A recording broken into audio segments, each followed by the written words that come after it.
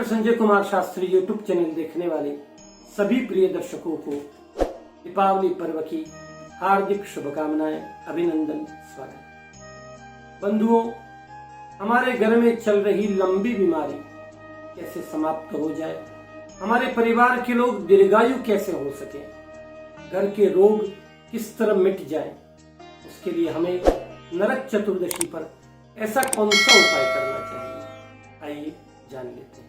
नरक चतुर्दशी की सायंकाल प्रदोष वेला में 14 दीपक प्रज्वलित करने हैं।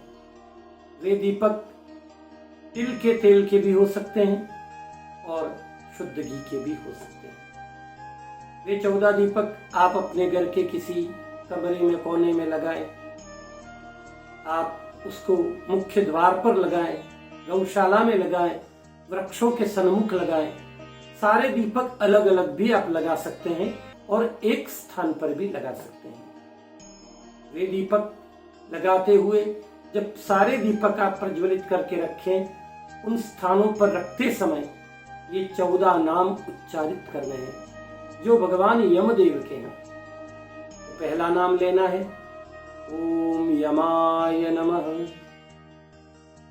ओम धर्मराजाय नमः, ओम मृत्यवे नमः, ओम अंतकाय नमः, ओम वैवस्वताय नमः, ओम कालाय नमः, ओम सर्वभूताक्षाय नमः, ओम औदुंबराय नमः, ओम धर्मदाय नमः, ओम नीलाय नमः, ओम परमेष्टये नमः, ओम व्रकोदराय नमः, ओम चित्राय नमः, ओम चित्रगुप्ताय नमः।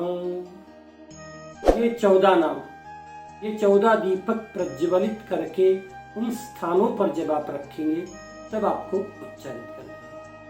साथ ही नरक चतुर्दशी की प्रातःकालीन वेला में आपको एक जो मैं कथा सुना रहा हूँ वो कथा भी सुननी है, और साथ ही अगर आपकी क्षमता हो तो आप गौदान करें, किसी ब्राह्मण को भोजन कराएं। अगर ब्राह्मण उपलब्ध नहीं हो पाए तो उसको सीधा दें, कुछ अन्न सामग्री उस ब्राह्मण को दान करें। कथा इस तरह की है।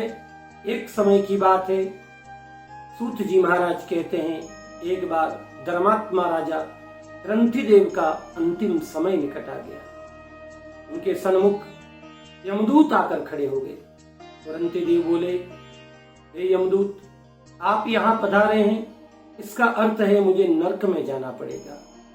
यमदूत कहने लगे, जी महाराज, आपने सत्य कहा। हमारे आने का तात्पर्य यह है कि आपको नरक में जाना ही होगा।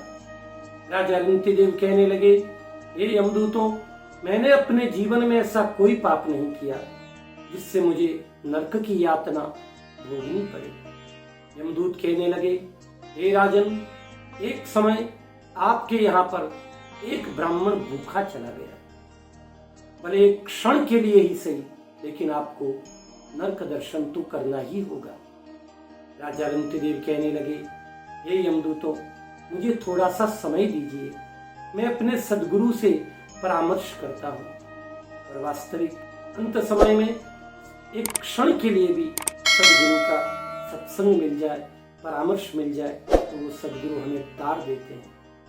राजा रंतिदेव ने अपने सद्गुरु से परामर्श किया। तो सद्गुरु ने कहा, हे राजन, आप श्रेष्ठ विद्वान योग्य ब्राह्मण को भोजन कराएं, उसे दान दक्षिणा दें, गौदान करें, तो आप इस पाप से मुक्त हो जाएंगे, नरक की यातना से बच जाएंगे। राजा ने तत्काल ही विद्वान ब्राह्मणों को एकत्र किया, शीघ्र उन्हें भोजन कराया, गौदान करी। तो यमदूत वहां से चले गए, किंतु जाते जाते राजा रंतिदेव को कह गए, हे राजन, आप दीर्घायु रहें और अंत समय में भगवान श्री हरि के पार्षद आपको लेने आएंगे, आप दीर्घकाल तक जिएंगे और अंत तो गत्वा आपकी सद्गति हो जाएगी। तो बंधुओं, द्वार पर आए हुए यमदूत भी इस उपाय को करने से शीघ्र चले जाते हैं। इस कथा का श्रवण अवश्य ही करना है और भगवान श्री हरि कृष्ण की पूजा नरक चतुर्दशी पर अवश्य करें, क्योंकि सत्यभामा जी को लेकर जब भगवान श्री कृष्ण नरकासुर को वध करने गए थे, क्योंकि नरकासुर ने 16,100 नारियों को बंदी बना के रखा था। भगवान ने नरकासुर को मारकर उन सभी 16,100 रानियों को भयमुक्त किया और उनको आश्रय प्रदान किया। इस कारण ये नरक चतुर्दशी मनाई जाती है। अतः इस दिन भगवान श्री कृष्ण की पूजा हमें अवश्य करनी चाहिए, तो सब भव बंधनों से हम मुक्त हो जाते हैं। ये जो दीपक प्रज्वलित करने हैं वो आप 11 तारीख की रात्रि को भी कर सकते हैं, 11 नवंबर 2023, क्योंकि 11 नवंबर 2023 सायंकाल में चतुर्दशी आरंभ हो जाएगी। वैसे हम तिथि से जो प्रातःकालीन तिथि में अगर 14 होती है तो प्रामाणिक रूप से वह मानी जाती है, किंतु हमें इस बार ऐसा सहयोग नहीं बैठ रहा है। अतः आप अगर 11 को भी कर लेंगे तो भी कोई समस्या नहीं है। और जो प्रातःकाल की पूजा है नरक चतुर्दशी की, वो आपको 12 तारीख की प्रातःकाल ही करनी है। ये दीपक पृथक पृथक स्थानों पर आप अवश्य करें। इससे घर में चल रही लंबी बीमारी जाएगी और आप सभी लोग दीर्घायु और स्वस्थ रहेंगे। आप सभी को ढेर सारी शुभकामनाएं। परमात्मा आपको सफल करे, सिद्ध करे। राधे राधे।